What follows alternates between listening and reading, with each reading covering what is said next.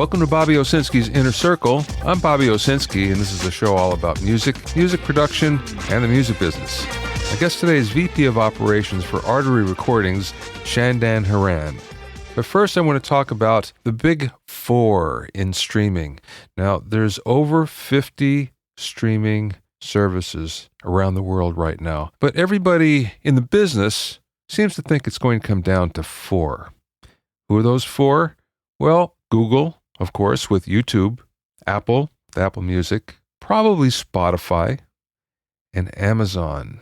And right now, Amazon is kind of under the radar with their Amazon Prime Music. If you're an Amazon Prime subscriber, then you get music as well. And compared to the other streaming networks, it's not quite as good because there's only about 1 million songs in the catalog as compared to 20 and 30 million in most of the others.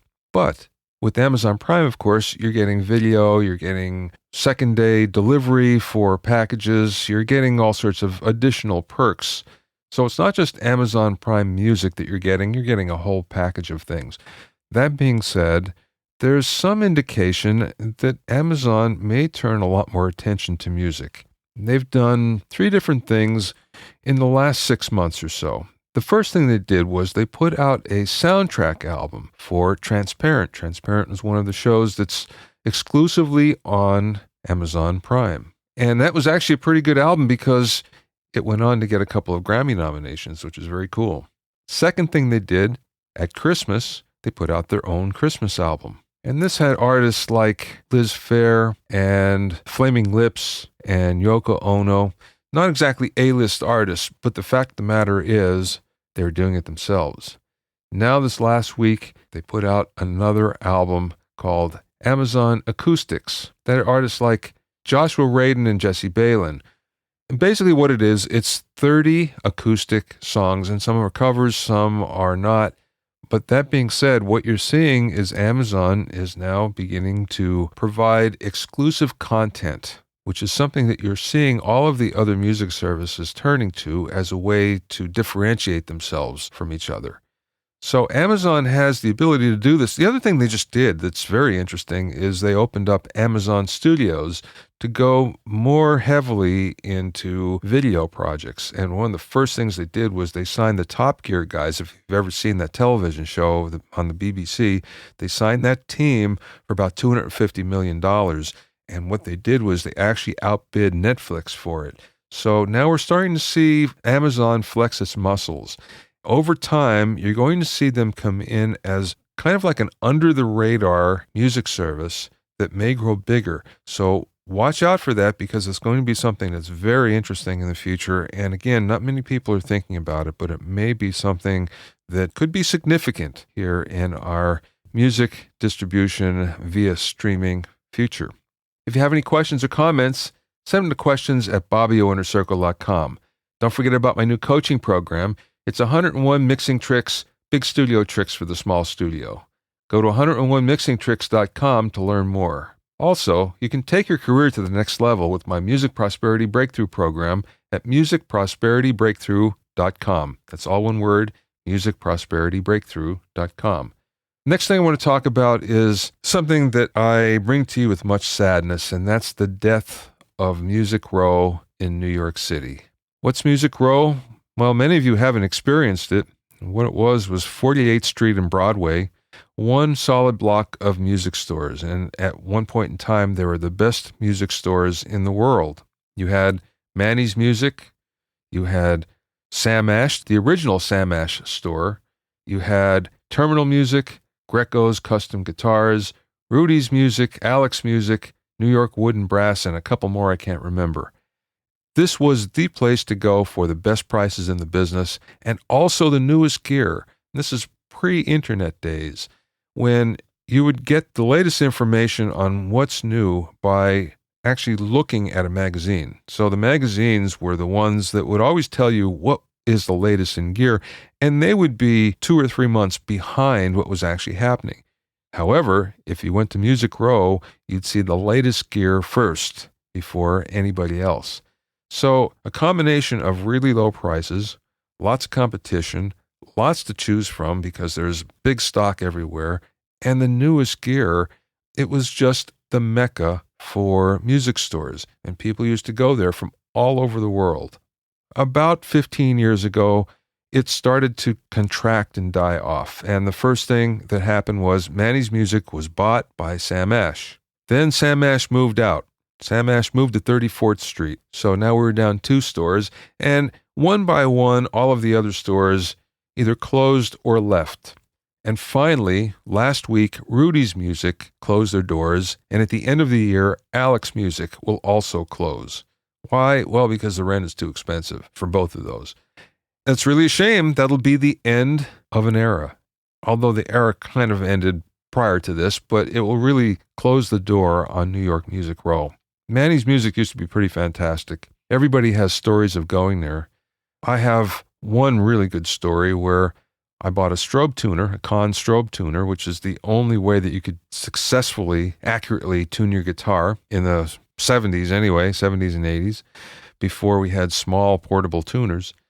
And it broke. And I went back to Manny's Music, and Henry Goldrich, the owner of Manny's Music, who dealt with the likes of Paul McCartney and Pete Townsend and just about every major superstar personally, he treated me like I was Pete Townsend. And he took my strobe tuner and he got me a loaner, promised to get it fixed, and just made me feel like $1 million, which is why I wanted to go there as much as possible, even though I was living in Pennsylvania at the time, and it was a pretty good schlep to get there. Another story of Manny's, I remember being there, and it was the end of the day. It was 6 o'clock, and that's when they closed, when in comes John Sebastian and Eddie Murphy to buy some things. And Eddie Murphy at the time was on Saturday Night Live. He was at his peak there, and it was very interesting because Henry closed the store just for those guys. And I can remember having a really nice conversation with John Sebastian about Martin acoustic guitars. And it was really a fantastic moment. And that wouldn't happen in most other music stores. I also have a friend that was there the day when Pete Townsend came in and placed an order with Henry, basically saying, I will take 12 Strats, I will take 12 Jazzmasters, I'll take 12 Les Pauls. And then Henry talked him into buying one of the new SG Specials, of which he took 3 of them, and that became his main guitar for quite a while. So Manny's Music was quite the place. It was also one of the first places, Manny's and Music Row, one of the first places that started the home recording craze. And what they actually did was they put in separate recording rooms, recording departments, which no one had that at the time. And they set the precedent for doing that. So it's a real shame that Music Row is dead. Everything evolves, everything changes. That's one thing I'm really sad to see go. My guest today is Shan Horan, who's the VP of Operations for Artery Recording, which is a very large indie label based in Sacramento, California. Before moving to Artery, Shan was the head of new media at Century Media Records, so he's very hip to how social media plays a big part in promotion of today's artists. I spoke with him via Skype from his office in Sacramento.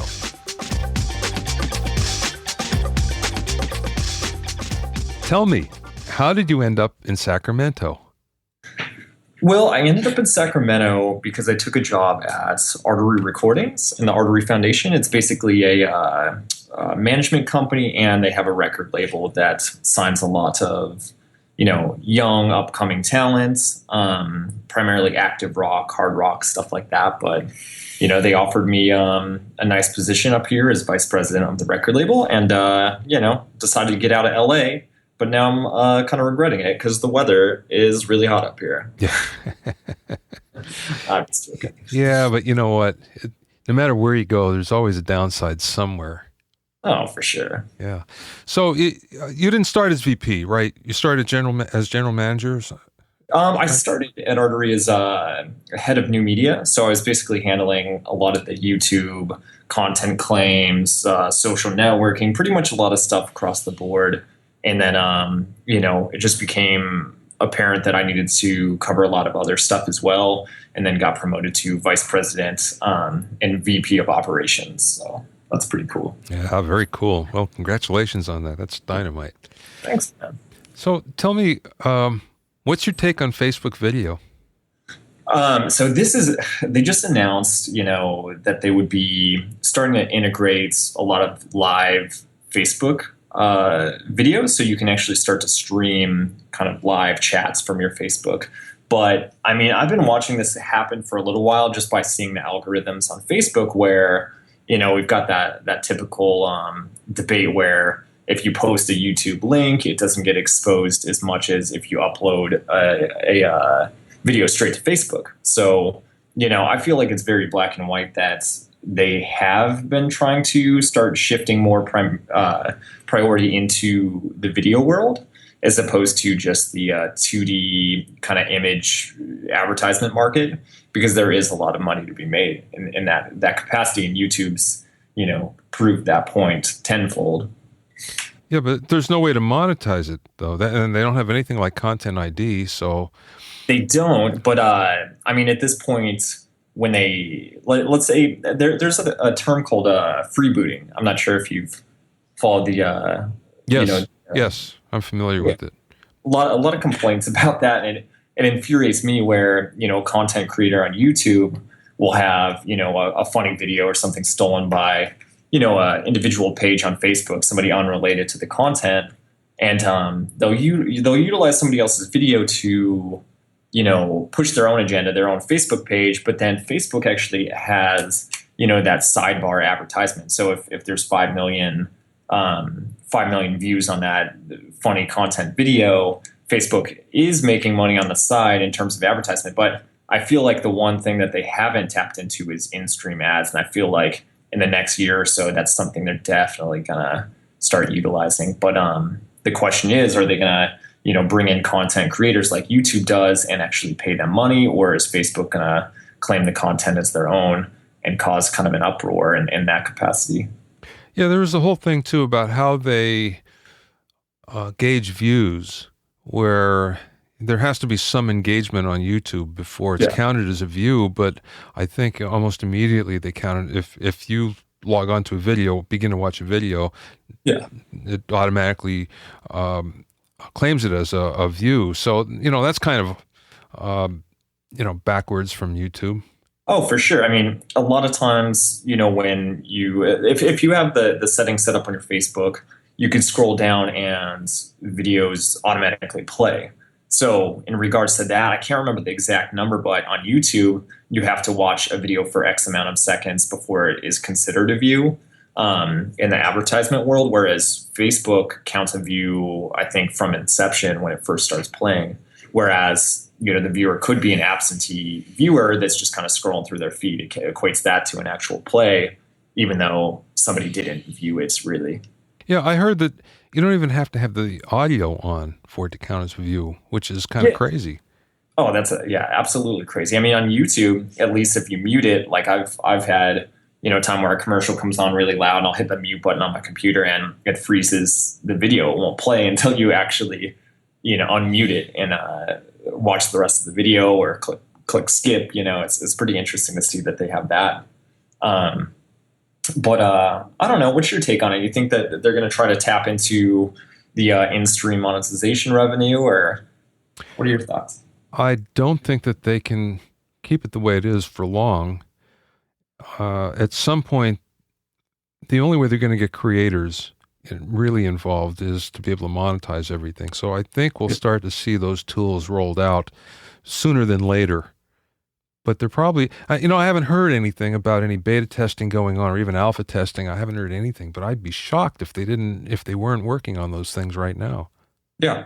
I feel like that would be the best compromise, from a content creator aspect or a label aspect. But currently there's no tools. I mean, people, if they want to actually pull down some of these freebooted video assets that somebody else created, it's actually a long, tedious process where you have to claim it and, reach out to them. And it takes a little while to actually verify if it's a proper claim. And then by that point, you've got millions of views that have already been tallied that they've made revenue dollars on the side screen with. So I don't know. It's pretty infuriating, but I feel like there'd be a great compromise. It's really up to Facebook where we kind of go from here. And I'm kind of excited and scared at the same time to see. Well, all that being said, is it something that the label is using then? Is that seriously considered as an avenue for video? Well, it is and it isn't. I mean, Facebook and YouTube are definitely different in two capacities where, On Facebook, everything's very fast, in terms of people's attention span.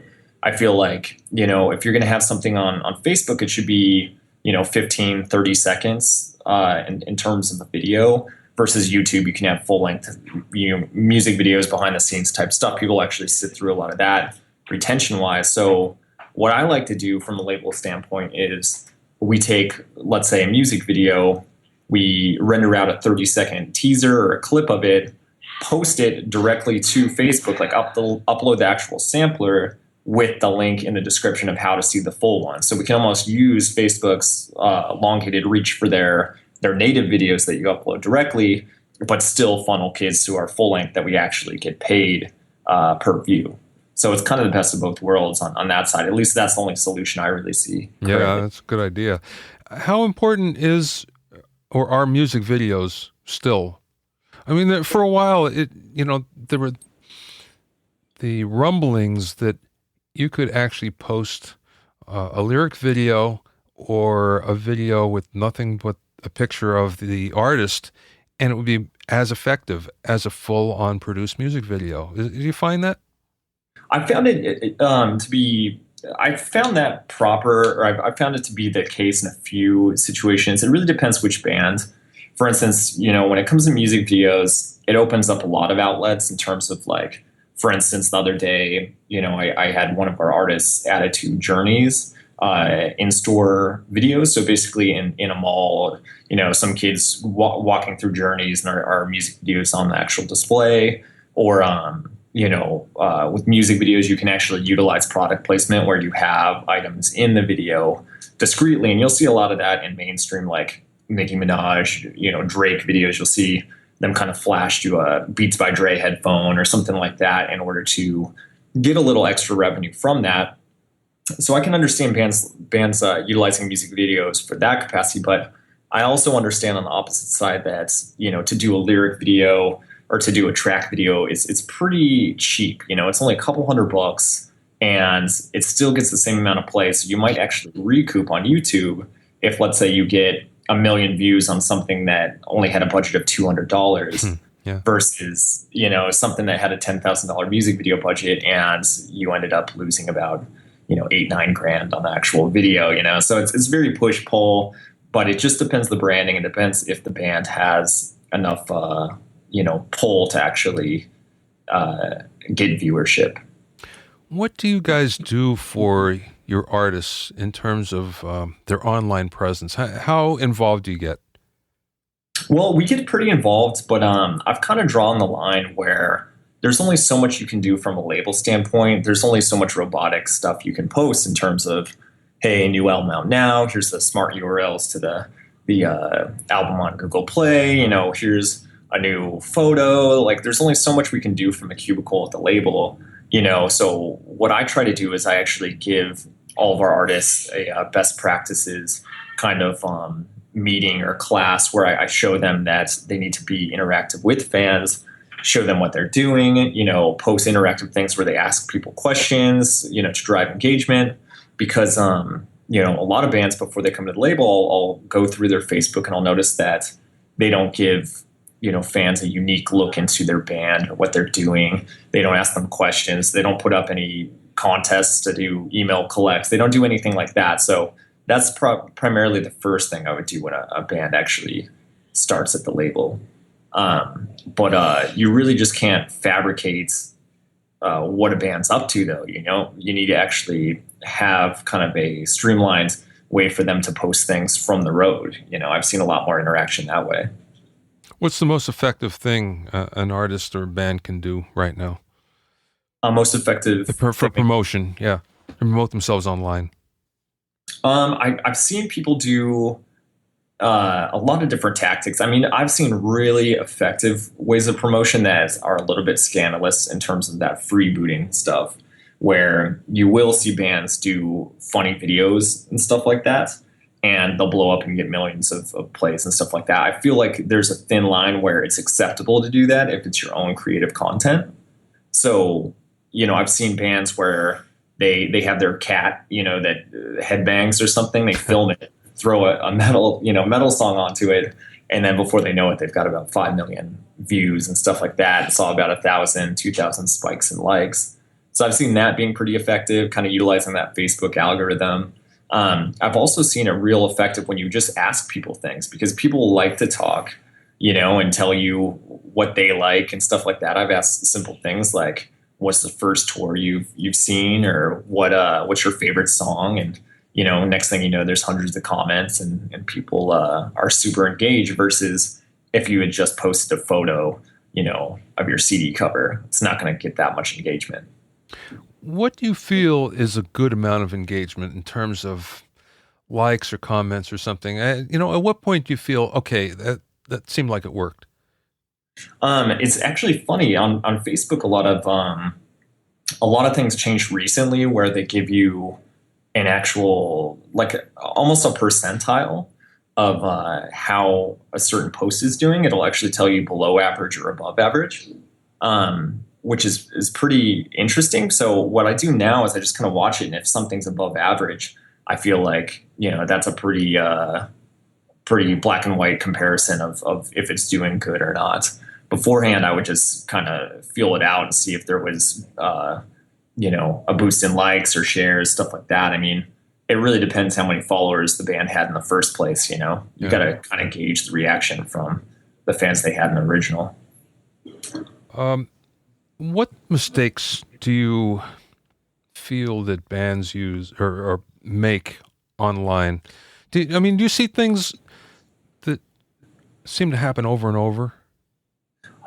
Yes, there's a handful of things bands can do wrong, and it's the music industry. These guys are young, so there are a lot of situations that happen that they should have done. But rule number one for me, and this really depends on the band, is I would never post anything political, because at best you're going to alienate somebody.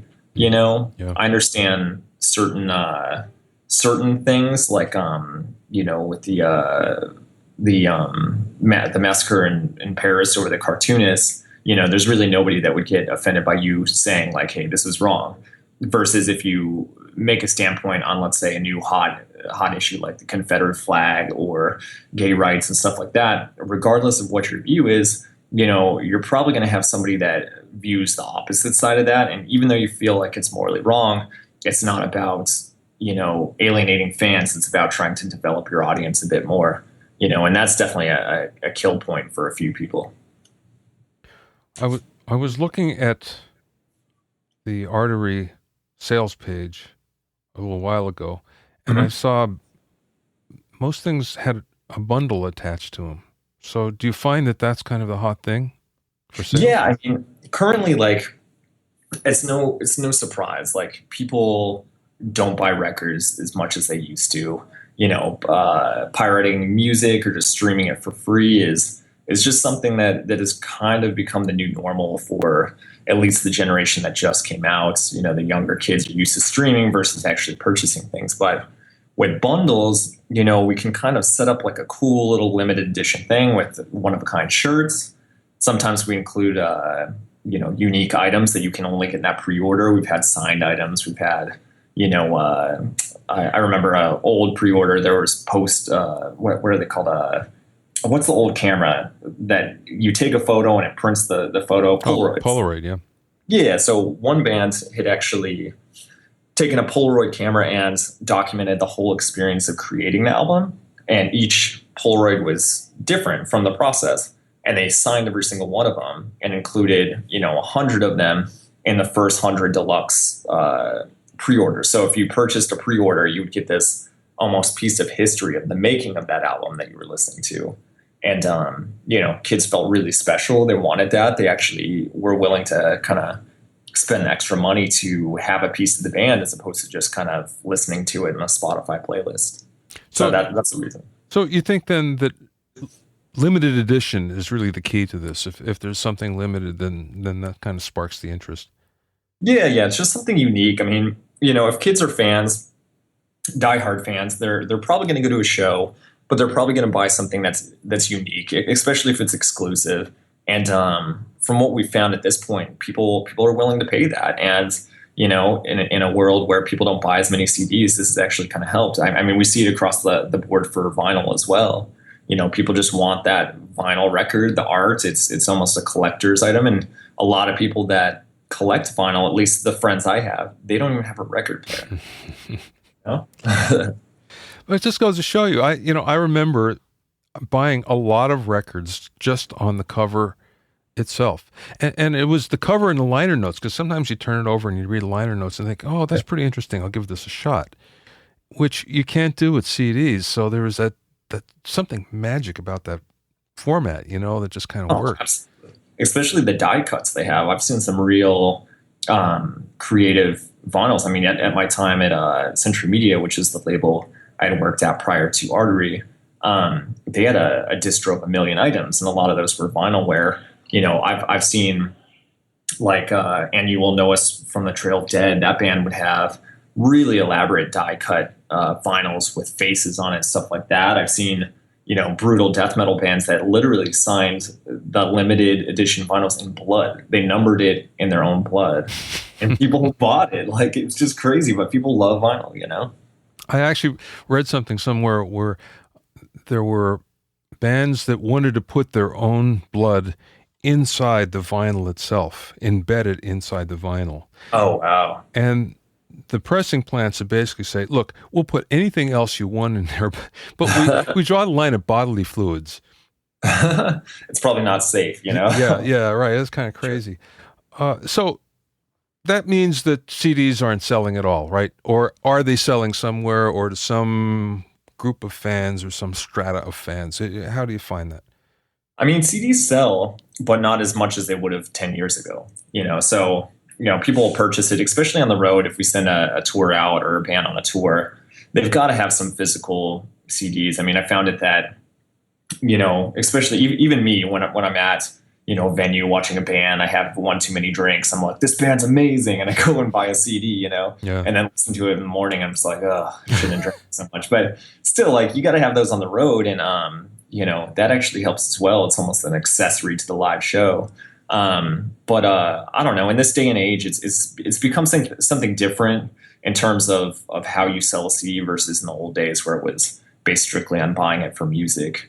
Yeah, that was your product once upon a time, and it's not any longer. It's a collectible, and I think you have to treat it that way in order to make it work for you. Oh, absolutely. It's almost like an accessory at Disneyland. You pay to go to Disney, and then hopefully you walk out with a Mickey Mouse hat.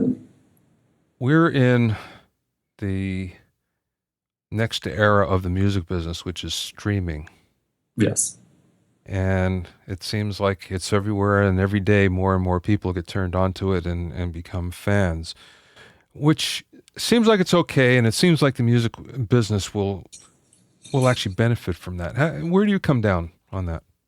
I've kind of taken a different approach on streaming services. I mean, the interesting part is every year that CD sales go down, you'll see a surge of streaming. So anytime streaming goes up, corresponding is a decrease in sales. So what I wanted to try, and I'm actually trying it on a release that I can't talk about, is I want to actually make streaming services available about a month after the original CD came out. So in terms of Prime content, you have to buy it, and then a month later you can stream it for free. I'm not sure. I know there's pitfalls in that, and it might be hard to combat because people are going to probably try to torrent it or put it up on YouTube, and we'll have to do content takedowns. But I just feel like, people need some kind of incentive to purchase a CD versus just stream it. And, at this point, with so much streamable content, it's really hard for a band to stand out now. And that's one big pitfall I found as well. I mean, the one thing I can think that's kind of counter to that would be, well, if you get it out there, then it's your marketing. And the faster you get it out there, the better it is to help market the band and keep people aware of it. You know what I mean? Oh, absolutely. I mean, the one trouble with that too is that, if you're in a niche market, you got to kind of weigh out the possibility of, the people that are buying your CD aren't technically ones that have just discovered it. It's the ones that they've kind of followed certain careers, like, at some point in time, your cultivated fan base is what you're going to have, and it's hard to get new fans, you know. Yeah. Um, but that really depends which bands. What's the best selling piece of merch that you see? Um, hmm, that's a tough one. I've seen it. It's different at different labels. I've seen it more image based labels. The ironic thing is the most high selling item is posters, believe it or not, because they're so cheap.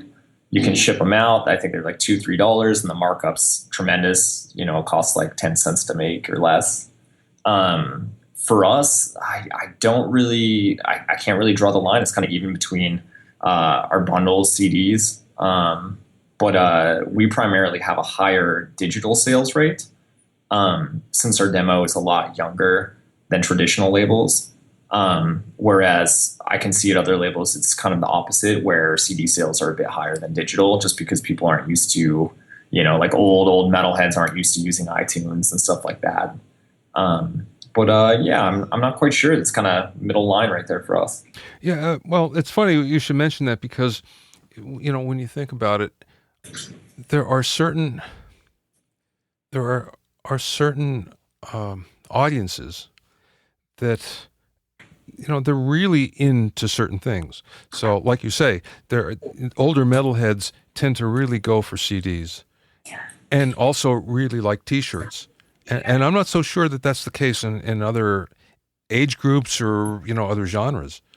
Oh, absolutely. I mean, if you look at the sales model too for Hot Topic, which is primarily the music related, you know, kind of merch CD store at the mall. Like a lot of people would utilize, you know, Hot Topic to find new music and buy shirts and stuff like that. If you've checked out their new sales model, they've actually liquefied all of their CDs, whereas they still carry merch, you know, shirts for these young kids, but they don't actually carry the CDs anymore. I mean, that's another problem. There's fewer and fewer places to sell them, right? Oh yeah, absolutely. And it's a shame too, because I think the sales would be better if they were more available. But it's catch-22 there, you know. Oh, for sure. I mean, you see a lot of purchases like anytime we can convince Best Buy or Hastings or any physical retailers to carrying a CD, you know, always see a bump in sales just because, you know, grandmas come through and they're like, oh, my kid would like this.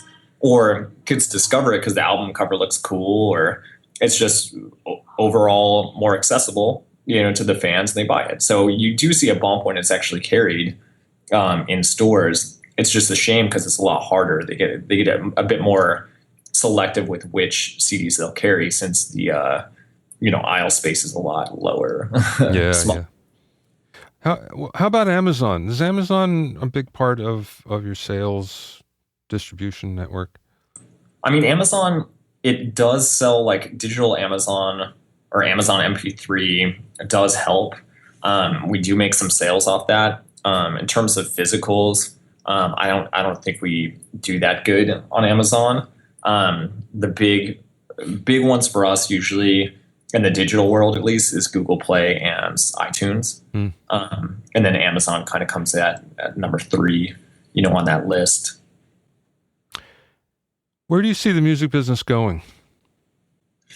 I feel like, and I mean, it could go so many different ways. At this point, I feel like, you know, the streaming services are going to be so convenient and so easily accessible to people that, you know, torrents are going to kind of go the way of the dinosaur. Whereas, you know, why would people risk virusing their computer when they can just stream it for free, you know, without that kind of issue? So I feel like torrenting is going to go away. That's not going to be as big of a problem.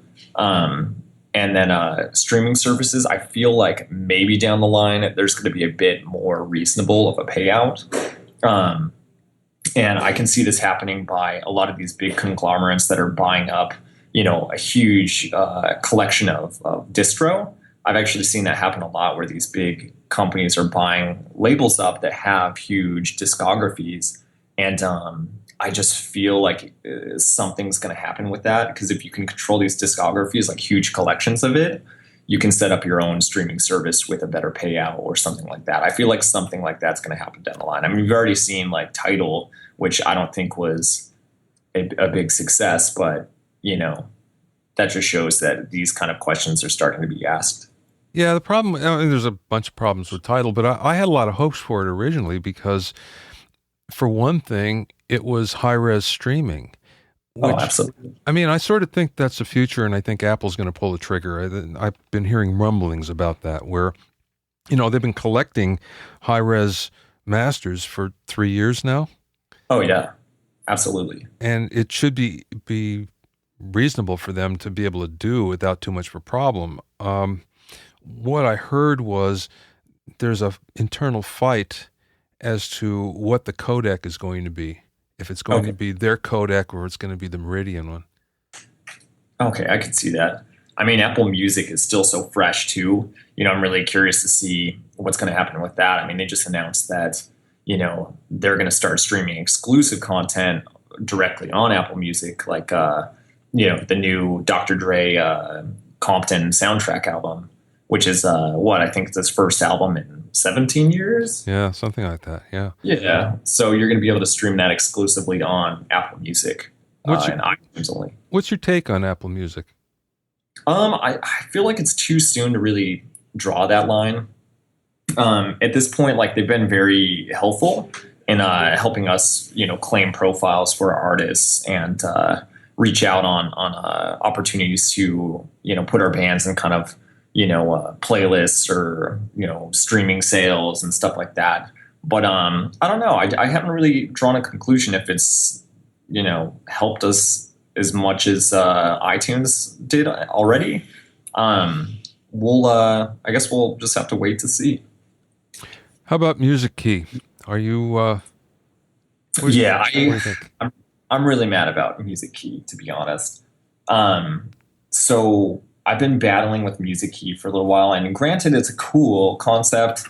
I feel like unlimited. I think one of their incentives is unlimited Google Play streaming, Yeah. and stuff like that. If you're a Prime customer and stuff like that, it sounds promising, sounds cool. But the one qualm I have with them is now they do these auto-generated video tracks. So basically, they'll take our album, 10 tracks or whatever it is, and they'll auto-generate 10 videos, one for each track video, and they'll just upload it onto YouTube under a hashtag conversation piece. So that's basically the channel.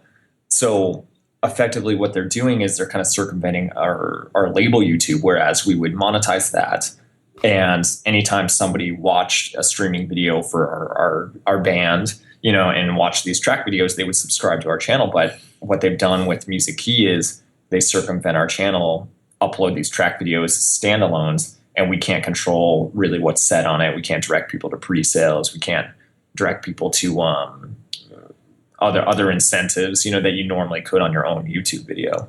So, that's my big beef right now with Music Key. Yeah, but aren't you seeing a beta of it?